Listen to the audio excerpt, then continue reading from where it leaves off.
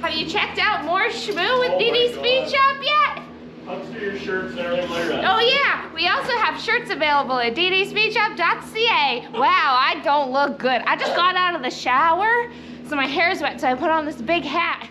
You gotta make it look cool because it's a supercar. Derek here, Vice Grip, no, Dan here, DD Speed Shop. So, okay, let's get the, let's address the Bricklin in the room here. Clearly, I got this rare gull wing Canadian built supercar off Derek, Vice Grip Garage. Now, obviously, I did that for the clout, the viewers, and the tens of dollars. So he owned this thing briefly. Before that was Tavares. I think before that was like President Bush and Ronald McDonald. And I mean, it's just a real rare car with a pretty crazy history, right? So I'm sure a lot of you guys saw the video he did of it. And well, it's a rough hot rod. But here's the story of how we ended up with it. So it was almost a year ago. It was in January. Vice Grip posted a picture on Instagram of this thing broke down the side of the road. Shocker. And I commented like, that's cool, or I like those cars. And like, I don't know, half hour later, he sends me a direct message and he's like, you want it? I'll give you a good deal. And I'm like, I don't know, I guess so. Talk to Murr, of course, he's like, oh, it's a cool car, you should get it. So here we are later. A year later it took to get it figured out. So the story was, we went down to Power Tour in June. He lovingly stored it. And with no hood, no window, all sorts of stuff. We picked it up, put on the tow dolly behind the Nomad, and we flat towed it back to a good personal nemesis, Mortsky Repair, who really took care of it for us. Again, got stored premium in the bushes. It's so grungy. There's a year of grunge. Then it came here and sat in the snow for a couple days. And now we got it in the shop. And it's a pretty rough little hot rod, but it's pretty cool. So I'm excited to work on it. You know, again, when you're close personal friends with Derek from Vice Grip Garage, he gives you a sweetheart of a deal on these rare supercars. Actually, what we did is just donate money to charity. So how about that? Real sweetheart. Anywho, so it's a 75 Bricklin SV-1. Now these cars have got a bit of a, we'll say, cult following and a fair amount of hate. Oh, so anyway, this car was kind of neat. Oh, it's got a lot of Canadian history, and lately a lot of my fellow countrymen have been giving me a hard time that I'm not clearly Canadian enough. I don't know why, even though all the cars are American and we'd like to have a good time.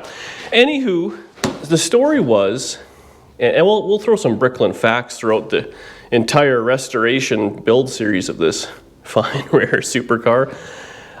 Shyster / innovative man, Malcolm Bricklin, decided to build a car, managed to convince the East Coast Canadian government to donate him, fund a bunch of money to build a car to kind of pump some money into the economy out east is kind of the Coles notes of it.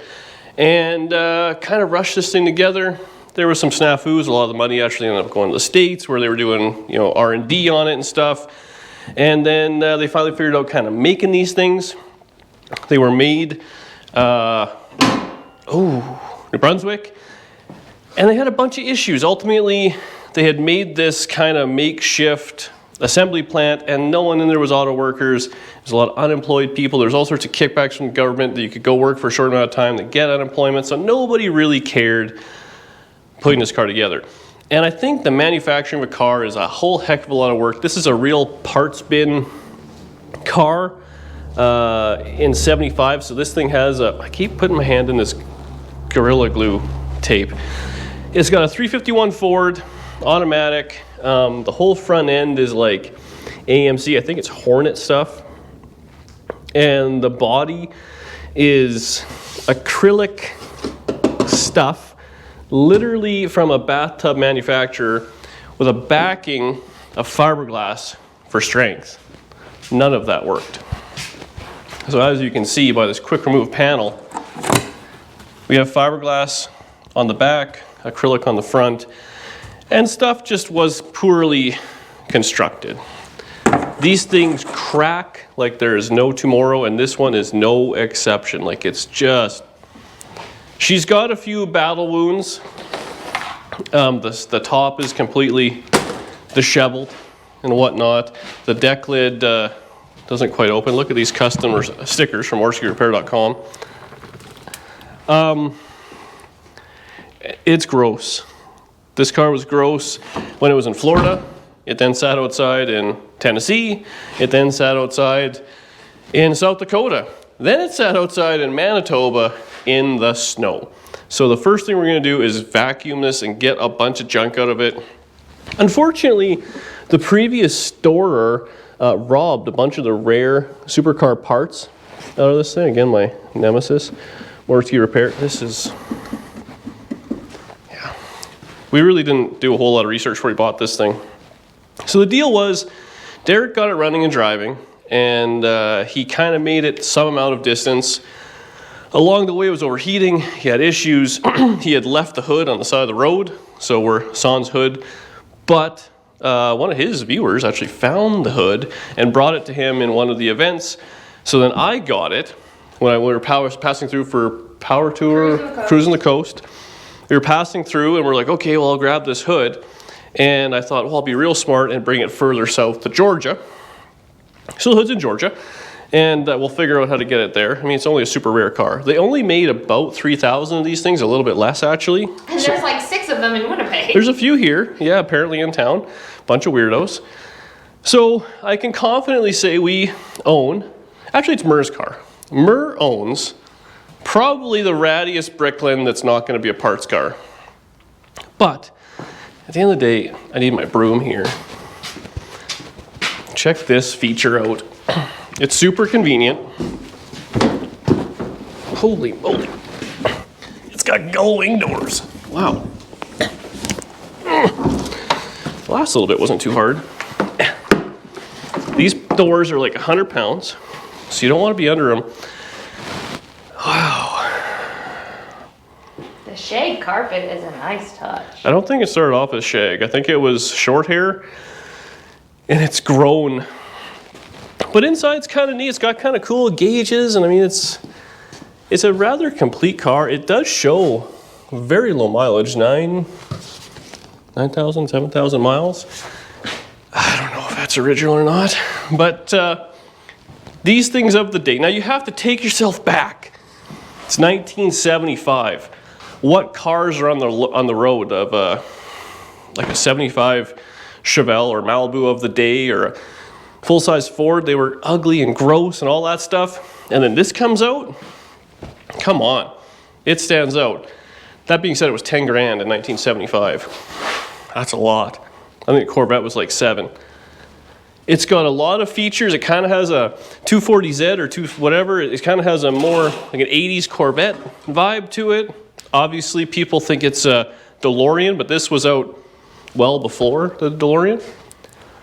And yeah, so I think what we're going to start by doing, prop up these doors, climb in there, pull everything out, maybe give it a vacuum. The whole garage stinks funky. Like, it's not good. And today I'd like to get all the junk out of it. I did get a different distributor. This thing was has 0 spark and didn't run when we got it. And it was the same thing when it was in Tennessee. We were going to try and drive it out and just ran out of time. But I ordered a different distributor because all the old junk Derek was saying was kind of garbage. So we'll do that. And it's going to need all sorts of little stuff. There's no power steering. All the bracketry is wrong. The radiator is wrong. It overheats. These things were famous for overheating. So we'll have to figure that out. Maybe I'm shocked. There's so much space for the air to go. Fortunately, I did get a Delta fan off of Facebook Marketplace. So maybe one of those will help. Maybe a couple of scoops and stuff like that. I like to get under this thing. It does have like a frame section to it. This was a very safe car in the day. I mean, it's got these big kind of ugly bumpers, but the idea is they're supposed to be able to do 10-mile-an-hour accidents. It does have a big crash bar in the side. It's got a, internal roll bar kind of system. So for 1975, it was a kind of ahead of its time in a lot of ways. And the real issue was funding got pulled, and realistically, the cars were just kind of poorly assembled. And that's what really kind of kicked them in the butt. I don't know where we're going to go with this. I have a dream of slot mags and just rattiness and driving it around, but Murr wants to paint it silver because he wants it to be like a DeLorean because he's a weirdo. And we'll kind of go from there. So let's clean all the garbage out of it, see what we can accomplish there. Maybe give it a little archaeological dig. I feel like it's going to be gross in there, but clean it all up, see what we have going on. We'll check all the fluids and whatnot. Again, it did run and drive, so I'm not overly concerned about that. We'll see if we can get it run today. The drive shaft and all that is in the car. We had to yank it when we towed it. We'll get it up in the air, we'll look under it. I like to pull the wheels. The big concern I'm going to have is figuring out what's what. So if we have to get ball joints and shocks and brakes and all that, I think a lot of it is Hornet, but I really don't know. I have done limited amount of small block Ford work, but we'll figure those things out. And then I'd like to glue on all of the fiberglass stuff, get going on that. But really the big thing is making this a runner so it can drive in and out of the garage. And then we can pick away at it as we so choose. But having a bunch of dead cars is a problem. Oh, the doors are going to be a nightmare. I am concerned about that. They originally were hydraulics. I think later on in like 75-ish, they switched to air. And they have like a control on the side. So it's a big air ram kind of deal. Now I think this car is air setup. There was some tanks under the car. And then there's some piping and stuff like that that go nowhere. So I'm thinking if I maybe just put shop air to this and put 12 volts to it, and then we'll see what happens. I'm gonna have trust issues being under those doors because I feel like that's gonna be a knee breaker. I don't want to be involved in it, but yeah. Pull the vacuum out, start pulling the junk out, see what treasures we find that Mortsky didn't take from us.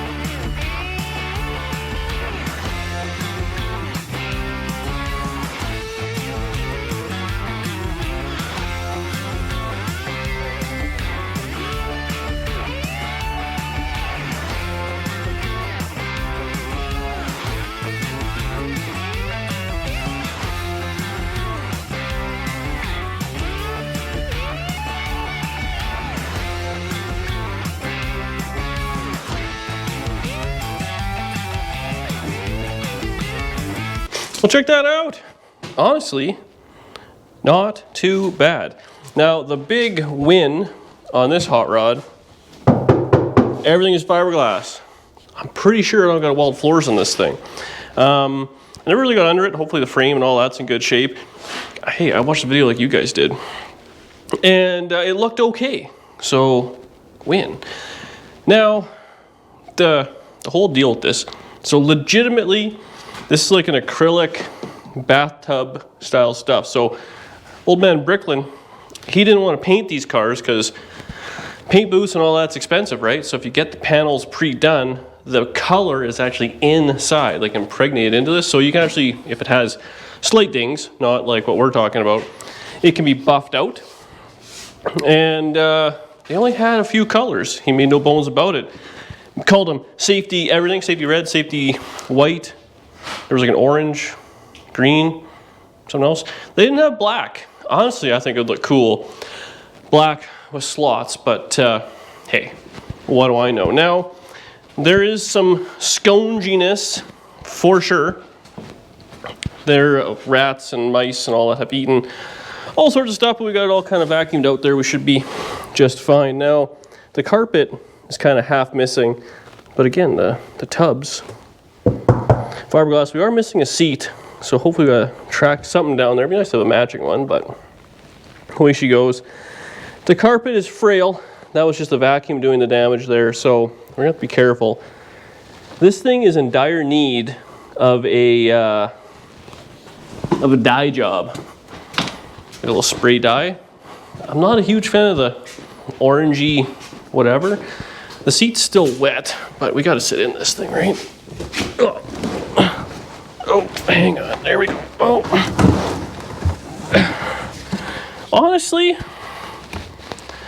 I wouldn't say it's meant for the tall man, but it's an automatic, it's drivable. The cool thing is these, man, it stinks in here. These gauges, so it's 9,700. So under 10,000 miles. I know Derek talked about it, but you look down, the brake pedal's in minty shape. A lot of stuff's really nice. Unfortunately, it wasn't stored in a nice heated garage or anything, but kind of cool gauges. Oh, the clock. Murr was obsessed with the clock. This clock, legitimately, can I get there glare there? Hang on. It rolls like an alarm clock. How trippy is that? Inside the radio. So, that's kind of neat. Otherwise, I don't know. I feel like I should go back to the future and tell myself not to buy this thing. It does crank over. It's got this ridiculous shifter and stuff. Oops, that sounded broken. I have the drive shaft and all the mounting hardware over there. I stored it nicely. It is coarse rotten because it's been on the seat. But realistically, it's actually a fairly complete car. Has brand new tires on it. Thanks, Derek. And we'll see what we can accomplish. It is very, I gotta say, being in this thing would not be my favorite without the doors. It does come with, oh, they're on the doors. If the doors screw up, you gotta pull that pin. That will unconnect the ram, and then you can push it up. Bear in mind, you're pushing sideways and trying to go up, and the doors are damn near 100 pounds. I think what we might do in the next video is actually peel the skin off these doors. We might do a little bit of a weld job because they apparently kind of flex, but realistically all these panels have to be re-secured back onto the car. So yeah, anyways, I'm gonna turn the camera up while I struggle out of this thing. Man, I feel bad for anybody who's gonna watch me drive this, have to get out at like the 7-Eleven, because you're probably gonna see you're gonna see a sight. It's not gonna be pretty, but it's cool. Let's we'll hook the battery up, I'll show you it cranks, and we'll screw around with the ignition on this thing. And maybe it'll run. That'd be pretty sweet. Okay, so I did mess with this thing a little bit now. One of my main concerns, this thing was stored for a year. I say lovingly stored. Outside in both Tennessee and then in South Dakota. I got it here kind of middle, end of November-ish. My concern is, it didn't have any coolant in it. Well, or maybe it had no water, I don't know. Hopefully nothing is cracked or broke, but well, it's got oil in it. It's a good sign. There was no coolant obvious in the unit, but that's fine, right? It had some rusty pond water in it.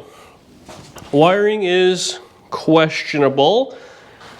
The reason I got this little deal, so it's got the factory Durspark unit and all sorts of stuff. I mean, it's, what this needs, and it'll get, is a like, what's been added on and what hasn't. Now, I mean, typically kind of car stuff 101, take all the junk out. People have put in radios and alarm systems and just cobbled wire together and all that. And I'm not saying any previous owners did any cobbling here, but sometimes you gotta do what you gotta do to make it work. So just see what is needed and what is not. There is some, you know, funniest, I don't know what is, I don't know.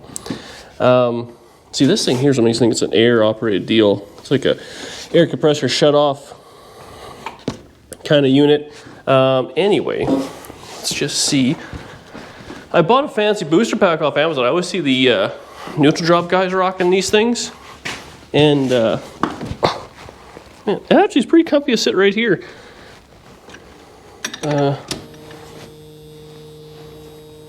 Ready? Okay, so that's fine. It's got like GM style keys, or what are these, Ford? I don't know. They look like GM.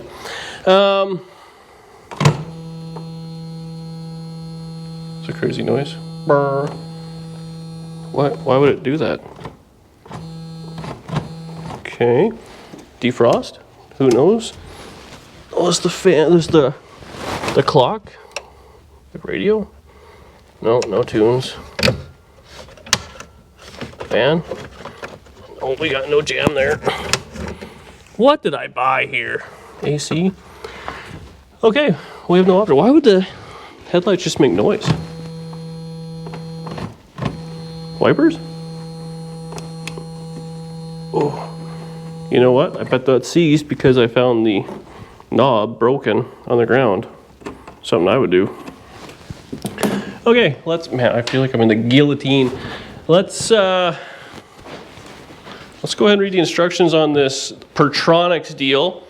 I'm pretty sure all it needs is like 12 volts.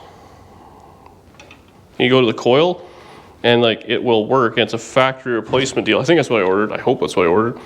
This is like $200, and I figured by the time you go through and do cap, rotor, and if it needs like a box, it'd be kind of like, you know, in and around the same anyways, and this is like known better. So those are my thoughts. Let's see if it'll run, because that'll be exciting. And then if we can get that far, maybe we'll lift it up and get under this thing, put the drive shaft in, make sure the wheels still spin. Actually, I noticed the transmission lines were absolutely not even close to being hooked up to anything, so that's something. Man, there's all sorts of stuff just hanging around. Oh, it needs a good going over. Murr, your traveling is really interfering with doing the crap work that I have no interest in doing. Okay, so here is the plan. Very simple. You gotta just do 2 wires to this little flamethrower. So we'll do to the coil, the external coil, positive, negative, and then we gotta run switch 12 to that coil as well. So this will have like a double wire on it. Then I think we just have one that goes to the tachometer. We pulled the cap off the distributor, and we kind of just put it straightforward-ish. There was like ants and stuff in there. I don't understand, man. I don't think you're allowed bringing critters across the border here, so hopefully that's not a crime. And this should just pop out. Again, we'll kind of just put everything back in the way it was, eyeball the timing. We can always change that after, but it'll be close, and we can just kind of until it's good.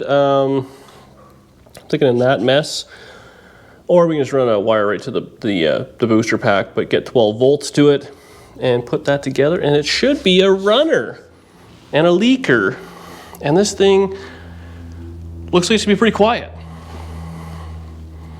Supercar with a 2-barrel. It needs fender well headers. Let's be honest, everything does. But yeah, that's the plan. I'm gonna pop that out real quick. No point watching that. Go watch a distributor video from an expert, not from a, what's the opposite of expert? Hack, like myself. But we'll get this in, I'll show you what I'm doing.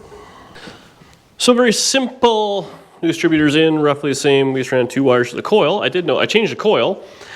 As I was hooking up the wires, it was all oily and it was cracked. So what happens is, if you leave the key on or leaves it energized or something like that, they can crack and break. So we slapped a coil in it. We ran a wire.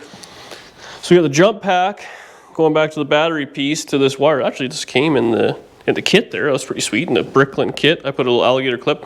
You don't got to worry about grounding it on the fiberglass. And so we just kind of eyeballed it. So let's see what happens here. I have utmost confidence it will just fire up and purr like a kitten. There's no drive shaft in it.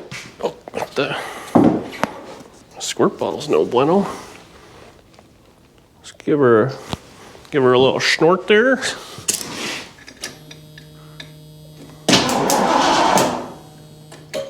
Oh, you know what? I should probably connect the coil.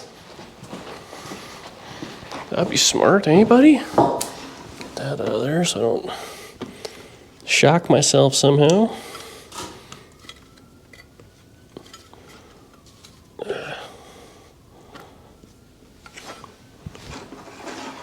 Connection.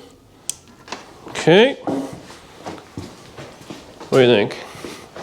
I feel pretty lucky. I always feel lucky, so.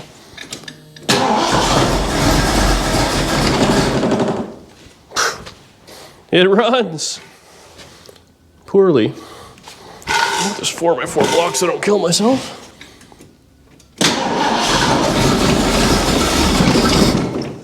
Ooh, she's got a little bit of a miss and whatnot, but she does something.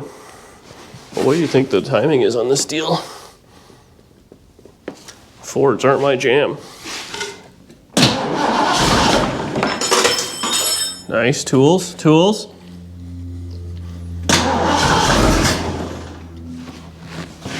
Wrong way, I guess.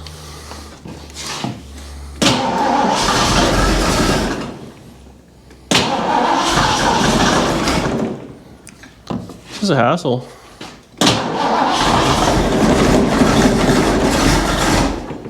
Sounds like she got a bad vacuum leak.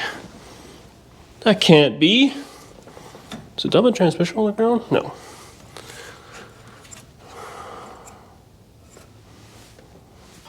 Something's smoking here. What is that?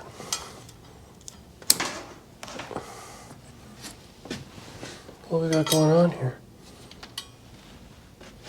Huh. All right, may need some further diagnosis, but it sputtered. That's always a win. Well, I managed to run it long enough that it pulled up the headlights, and I started hearing a funny noise, and I dumped all the transmission oil on the ground. I knew that. I thought it was just empty, and didn't really care.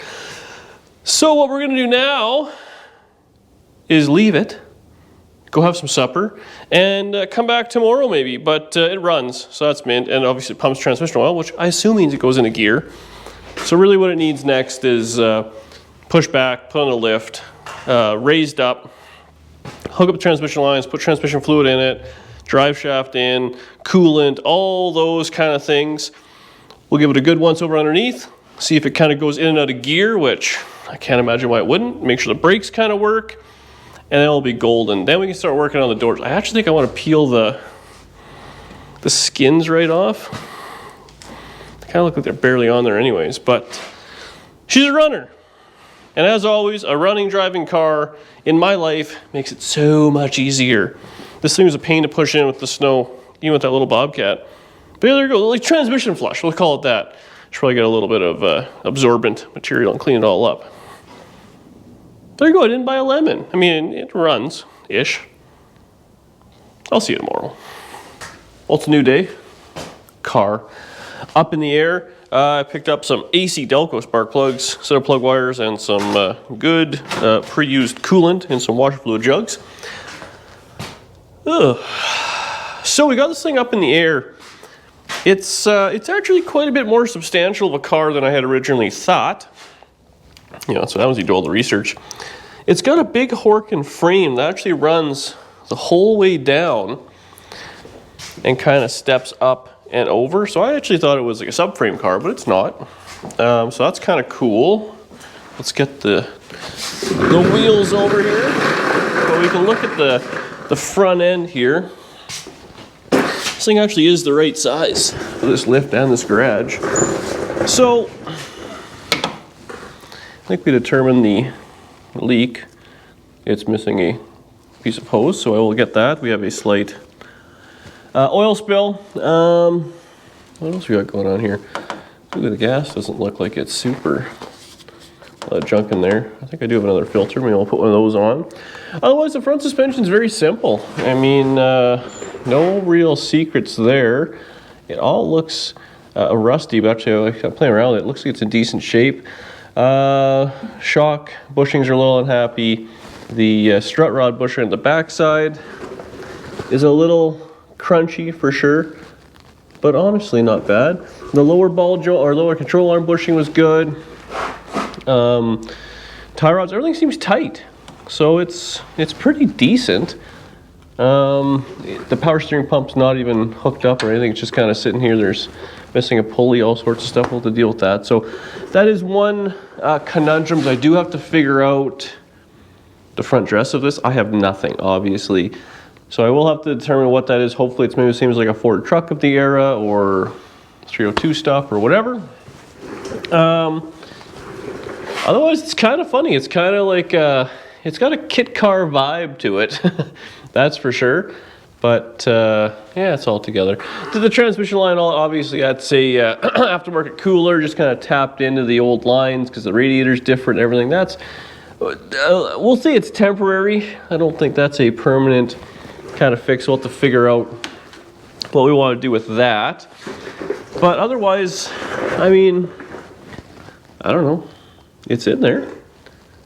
Small block Ford, automatic transmission, fiberglass floor pans. There is no rust. This panel here literally just rivets together, but as you can see, there's a little bracing stuff, but it's all in pretty fine shape as far as I'm concerned. The exhaust is all good. The fuel tank's not leaking. Yeah, I mean, even the bushings, the leaf springs don't look completely sacked out. We'll go through brakes. Obviously, they're probably going to be unhappy. I mean, the frame is, again, it's nice. A little cross member in there for the shocks or whatever to go to. That looks fine. I mean, a very simple setup. Well, the brakes are kind of, oh no, it just goes, that's the flex line down and across. I don't know what rear end this is. We'll do a little research on it. I believe those are the air tanks with the doors. Take a look at that. As you can see, there's some plumbing up in there. The e-brake is all there. I don't know if it's connected or working or anything, but all the stuff is there.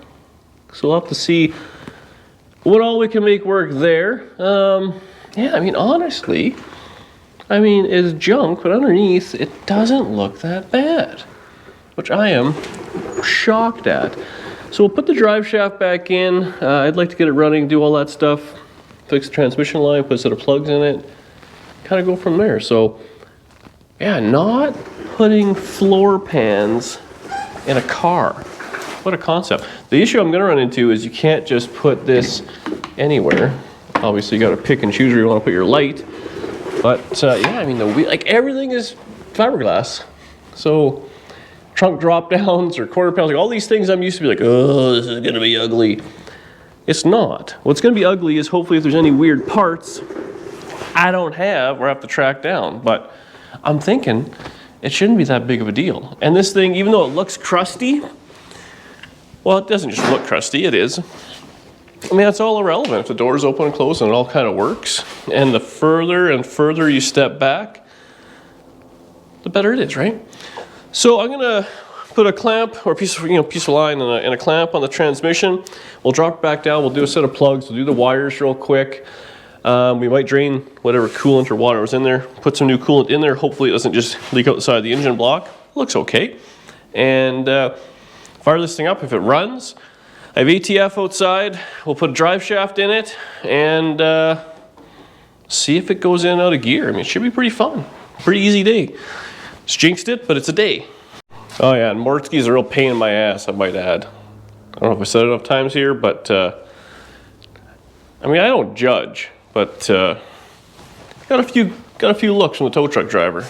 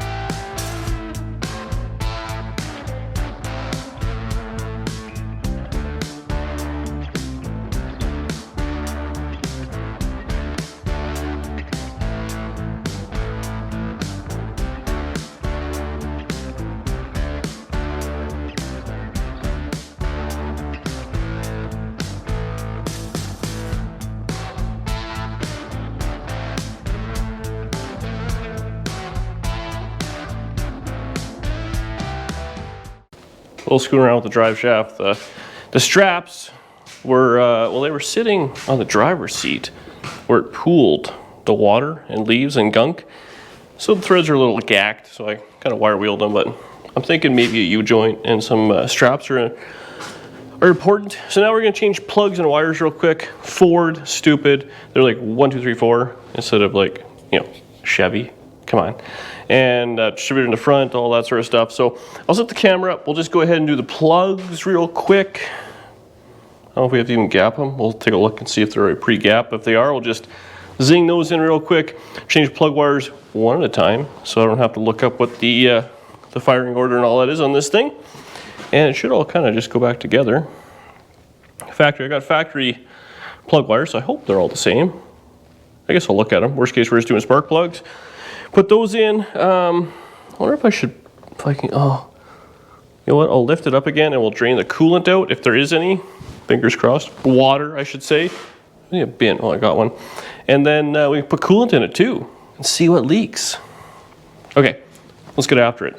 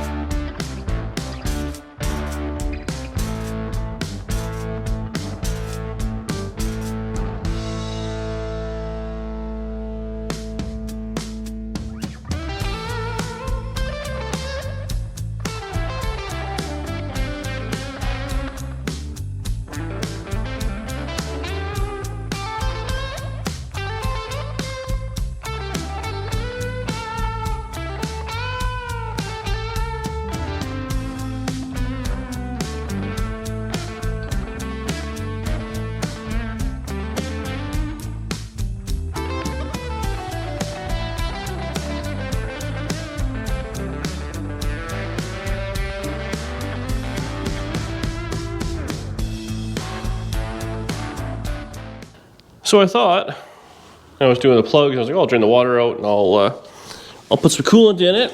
Not a lot of water came out. I was like, it didn't have a rad cap on it, it just had water in it. Maybe that was it. Fail. So,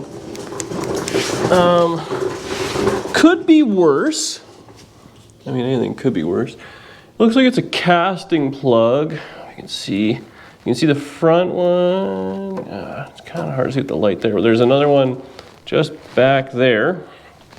And it pushed it right out actually, which is kind of funny. But this light is in the way. You can actually see right there, my finger is the plug. If I can get to it or not. It's jammed in there. We'll reuse that or not. Unfortunately, looks like the plug that came out is kind of behind the motor mount and under the exhaust.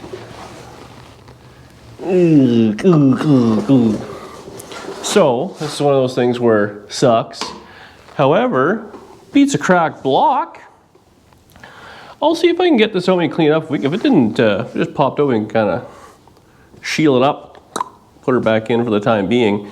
You really gotta kind of get behind it and drive them in though.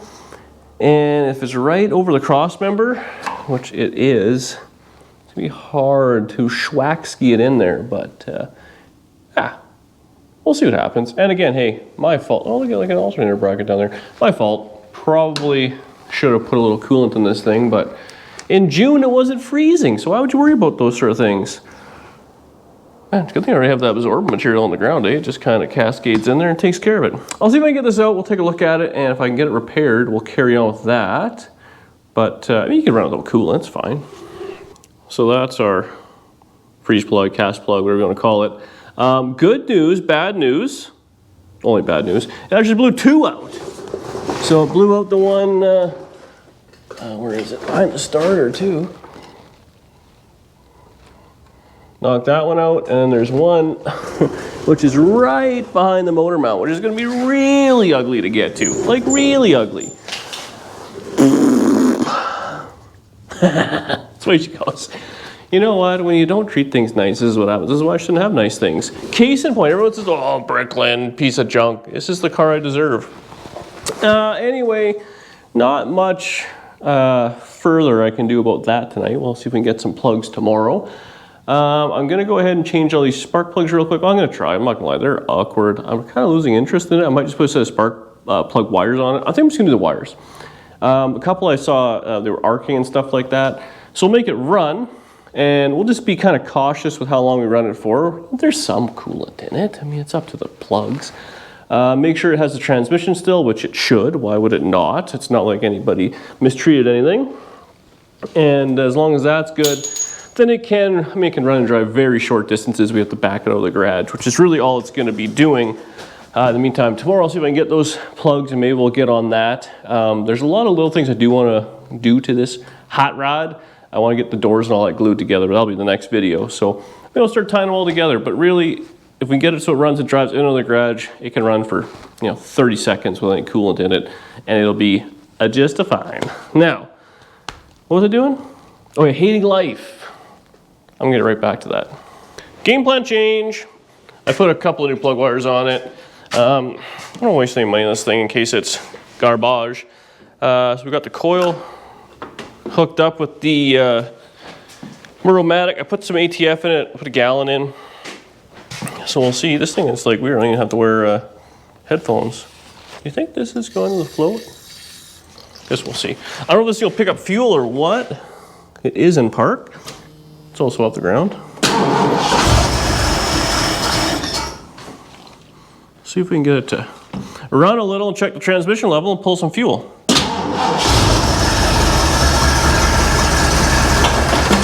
Gentle. I don't think it's, well, I can't see the fuel filter.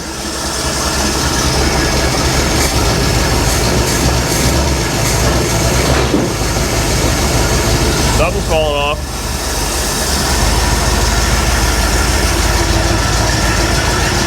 It'll run a little bit. Where did I put the dipstick? Oh, found it. Come on, girl, keep running.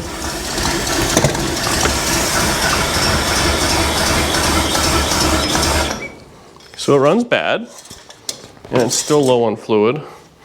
So we'll dump another few quarts in it maybe. I don't know if it's right. When I was under it, I smacked the tank and it sounded like she was out of fuel. I do have a little bit in the jerry can. I guess I could spare the $7 here and a little bit of fuel. This was also the coolant jug. So we got a nice little mix of ATF and coolant. So nothing on the stick at all. We'll start a couple of liters, right? Half gallon. So I'll mess with this a little bit. It seems to run okay.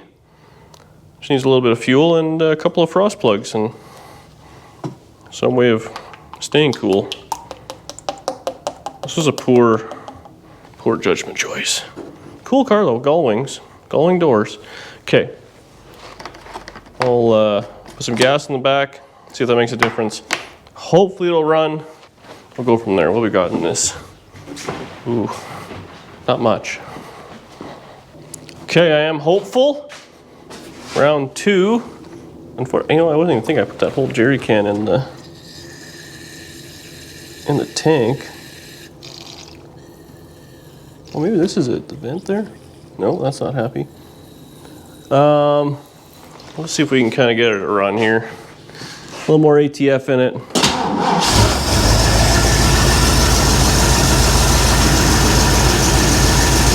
Seems to run okay.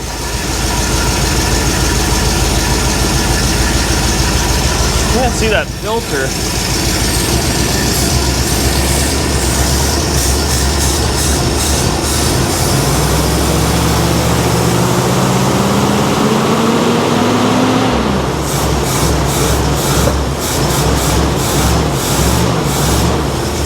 It must have picked up fuel by now.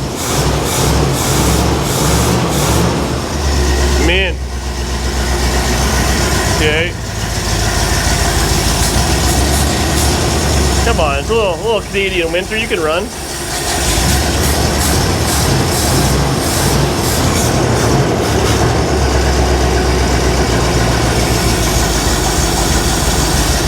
All right, see if we can check this.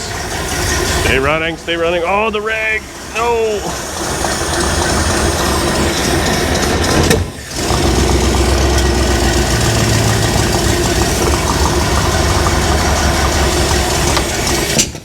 Oof. Okay, it needs just a little bit more ATF. It's right at the bottom of the ad there. You know what probably needs is more timing. That's what it kind of feels like, but that's in the tune-up episode, which is not today. I know that's shocking, right? So what we can probably do here, we'll load it up with a little bit more ATF. It all sounds like it has an exhaust leak for some reason. I find that hard to believe. Yeah, I'll just give it one of them. So exhaust leak, not good. But you know what? That manifold might be coming off. So we'll click that on. Are we off the ground here? Let's just give it a 100%. Now we'll see if the wheels will turn. Okay. It's a little foggy. But give it a squirt ski. Could also just be old bad gas. And what I'm gonna do is, because we're gonna jump the coil anyways, we're just gonna put it right in reverse and see if it'll go. What? Oh, the neutral safety works in this thing. I did not see that coming.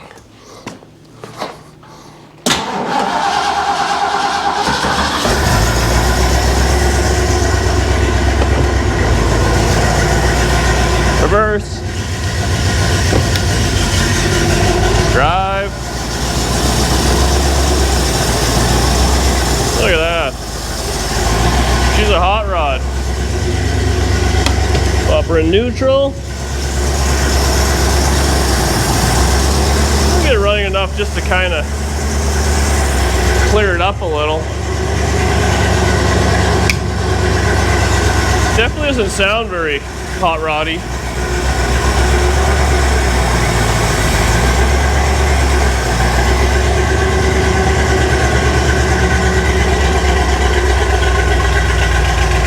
Damn you, Mordsky.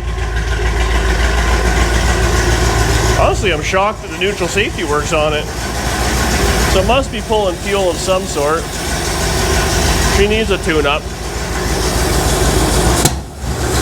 She needs timing.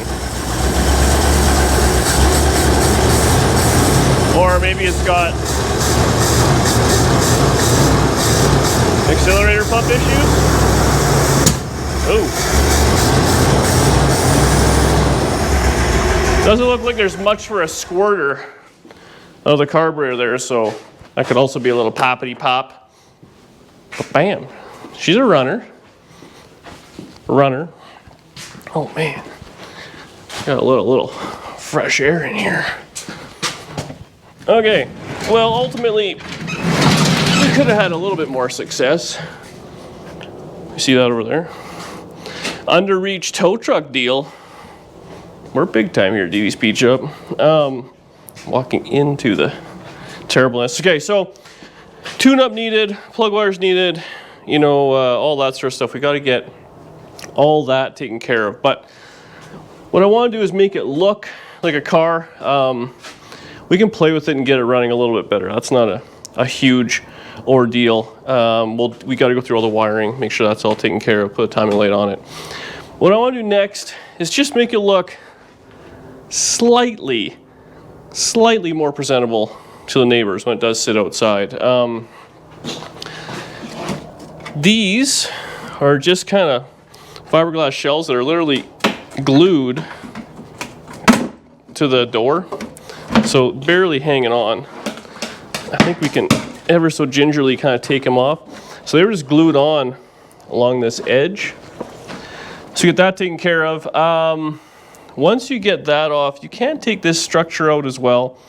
But what's very common, you got to think to yourself, when this door is up, you think, oh, the load's all in the hinges.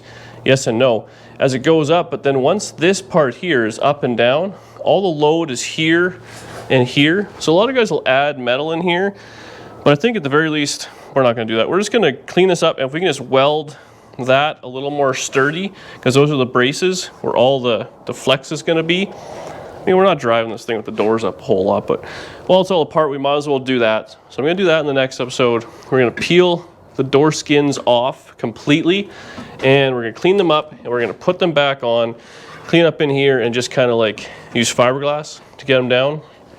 That being said, while that's out, we might try and take this whole piece off. I don't know how this joins down, or maybe we'll just goosh it, schmoo it, a bunch of fiberglass in there and just kind of clamp it. Oh, it looks like it's supposed to have rivets in there, so that might be part of the problem. It needs some love. Maybe adjust the hatch a little. You know, these self-tappers are probably not factory, but there you go. Okay, so thank you very much for watching. As always, you guys made it to the end of the video. Congratulations. Feel free to comment below and subscribe to the channel if you wouldn't mind. As always, thank you to Derek for giving me a sweet deal donation on this Canadian-made hot rod. So all you Canadians out there, give me a break. We're trying to do what we can here. Trying to be as Canadian as possible. Also, I mean, obviously, I'm going to get like 1 billion subscribers out of this because it was Derek's car. I mean, let's be honest. That's what you do, right? You buy a famous YouTuber's hot rod and it shoots you into the stratosphere. Mortsky Garage, you really boned me on the stickers. You stole all my stuff, which I paid top dollar for. I wasn't just giving it to it by a good friend. And yeah, we'll see. We got to work on this thing. Oh yeah, Mortsky, why didn't you put some coolant in this thing, man? You might have saved me some time. I didn't know, was it get freezing in Tennessee? Maybe it happened a year ago, but I'll take full blame for it. And I will see you on the next one, which will be tomorrow for me, because tonight I'm ripping apart the tow truck because someone has bought the wrecker, and that has to be vamoosed tomorrow. Thanks for watching.